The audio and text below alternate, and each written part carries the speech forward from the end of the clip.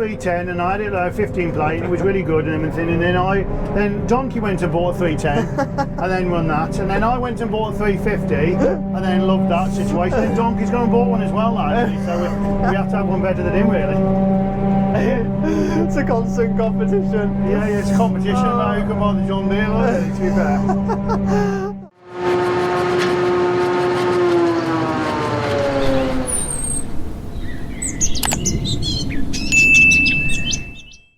Right, Richard, we're out lifting grass for you boys today. Do you want to tell us a bit about the outfit that we've got here today? So we've got John Deere 8500i, which I've been, I bought it 2 years old, second hand, farmer's machine, done 900 hours before I bought it.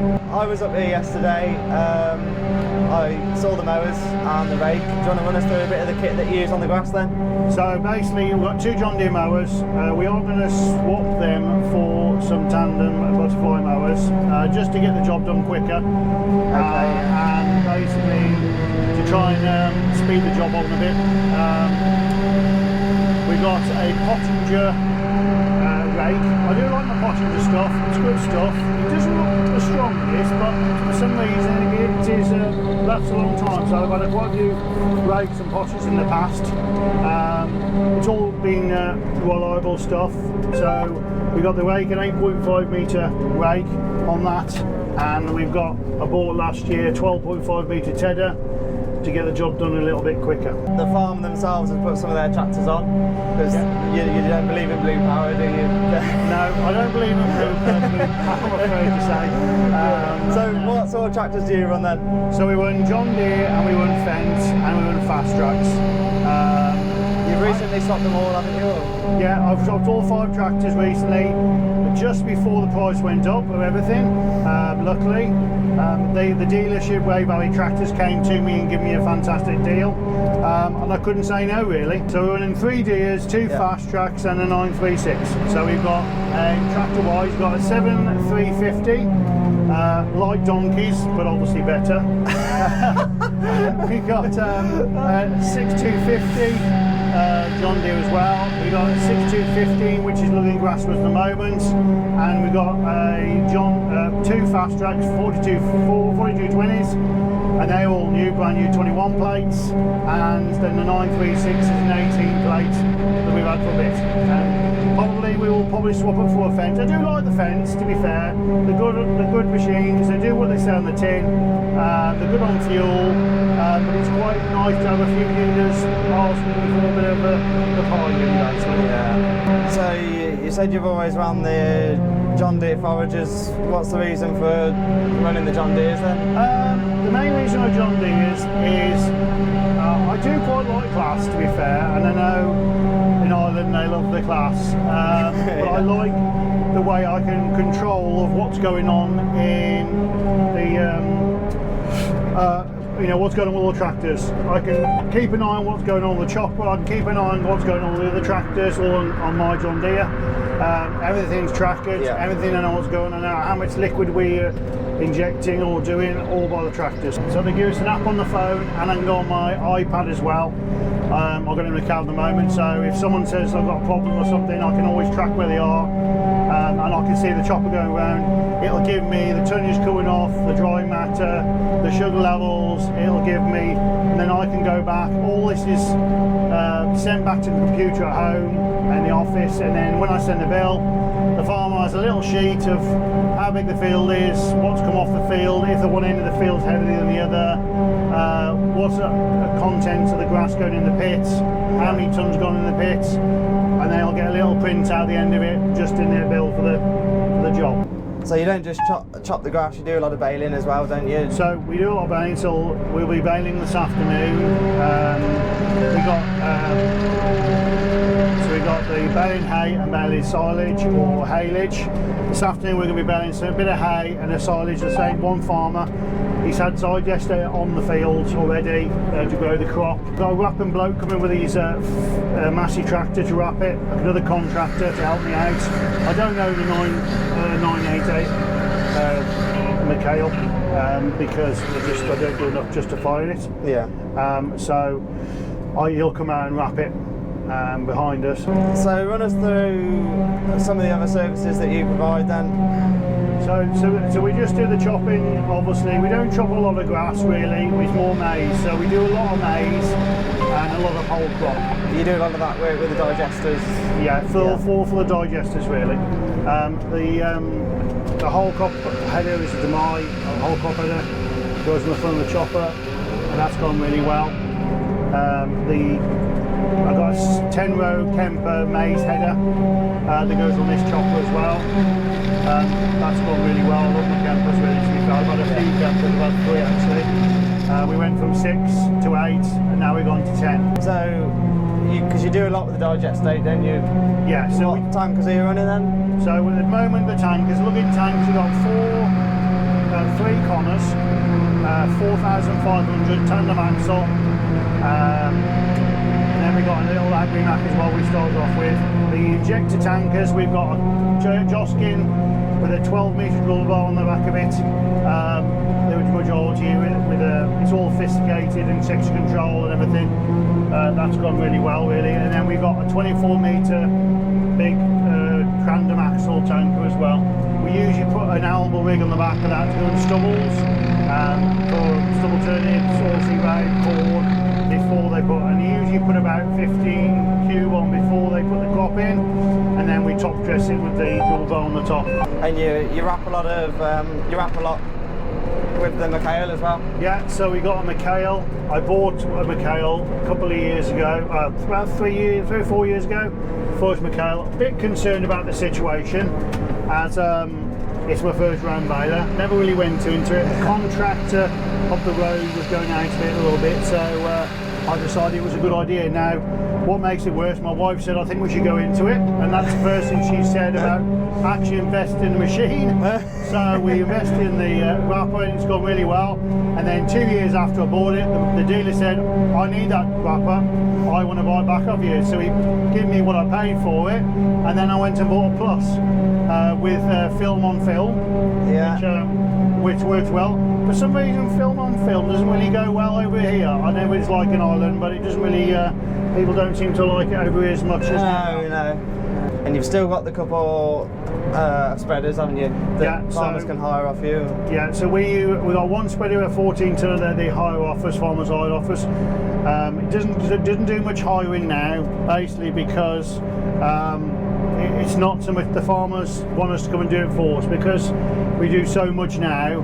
They just said, well, the tank's so big, we just gotta do it ourselves. So I hired out 6-7 people have it, but I use I've got an 18-ton, two 18-ton spreaders, a K2 and a Bunnings, 2% spreaders, and we go and spread the farmer's muck and anything really. To be fair, anything in one spreading we can spread it. But the majority of it is my work is the digesters really, to be fair. Another thing that you took on last year was the combining, wasn't it? Yeah, so a lot of farmers I'd find that they couldn't keep their own combines because it wasn't justifiable with the combine sizes now. So they asked me, there was a farmer that was asking me in Cleverley about combining, and I was going, I don't know. And we was burning straw for him anyway. And he said, well, just try it. And I said, okay. So we went and bought a combine, and basically it was a class 750, 11 plates, an old girl. She's only done 1,500 hours. Farmer's machine, being looked after by Morrison Caulfields from new, and now we've gone with a 30-foot cut bed on it. I had to hide it from my wife a few weeks first, but then after that my son finally told him that there was a new combine in the shed. Oh dear. That was a little bit of a shock. But she got over it, so it's all good now. So we won that, and then we won the quarter of Bale, like I said before, with the Massey. So they're obviously chasing the straw round in the summer then, are they? Yeah, so they're chasing the straw rounds, and then we're thinking about buying another later this time we're going to buy a Fendt, which is actually a Massey Bale painted green colours. And the only reason why I'm doing that is because the combines size have got bigger. There's 5 people around me that we used to combine for. I've just decided to go bigger, and we can't get around quick enough. And I think this year we're going to have a bad year on the rain weather situation. So I think it was a good idea just to go one as a backup. And then in the winter we have a contract with Amazon. So we clear snow, gritting car parks. So oh yeah, you're big on the snow ploughing, yeah. We are going big on the snow ploughing. It was just a thing that just happened really. They just asked us. All the tractors on tap were stuck in the shed doing nothing. We were doing maintenance, and a couple of companies asked us and come along with Amazon, and now we're doing 6 Amazon sites, hospital car parks, and then on one weekend we had 32 tractors out pushing snow around. The money that way really. Extra money for the lads. Extra money for me. Keeps the tax going and paid for. No, that's all right really, to be fair. It's a bit of an extra bit of a market. Obviously we don't have much snow this year, so it wasn't the best this year, but the last year it was fantastic. We got on really well. And I remember you saying you just waited for some snow. Most people turn around to me and say we don't want snow, Yes, we do want you're begging for snow. We want snow like anything, as much snow as possible. Because it just helps the cash flow a bit really. I employ 4 lads all the while, and then the 5th one in the summer. I'm a kind of a boss that basically I will have a laugh as much as them. As long as they come and do the work and we get the work done, that's what please me. And we all get on really well. And I think, to be fair, you've got to treat staff as like one of the lads. You've got one of the lads. That's the best way to be. Then basically treat them like a boss. I don't like them treating me like a boss. I like them treated as one of the lads. That's the best way to be. It is. Because like at the end of the day, your business is depending on how good your staff are. If your staff are happy and everything's all right, you all get along, everything, they know what good to be done, your business will go far. If your staff ain't happy, nothing's happy. No. So how long have you been running this machine that we're in now then? So I've been running this machine about 4 years now. I just had to get to a situation is that the new 8 series has come out. The 7 series we're getting an old machine. If I hadn't swapped it, I mean, my old machine was fine, but if I hadn't swapped it, I'd have lost too much money on it. So I just took the jump and bought this. I went for it. It is an 8500i, but it's one of the prototypes they had. John Deere has. They made 3 of these prototypes with an 8.6 engine in it. So it's a bigger horsepower engine, but with a narrow body. Instead of a wide body, but it's fine. It's like it's good. It's a lot better. Obviously. Are you pleased with it? Yeah, I'm real pleased with it. I do miss my old 7450i. Wow, yeah. It used to go like a dream, but it just got to a situation. At the end of the day, the old temperature gauge was going up, and so we're still chopping away. I just think it was going to something happen to it. So we decided to go with something, and the temperature gauge was moved on this one. But no, I like my John Deere stuff really, to be fair. But the Fords of a different situation really. I'll stay away from the Fords, thank you. You seem to be coping with them being alongside you anyway. You got no symptoms yet? They seem to be coping with the little tractors. They're following us behind in their own little way. We've got a 155 by the side of us now. She's got your trailer on.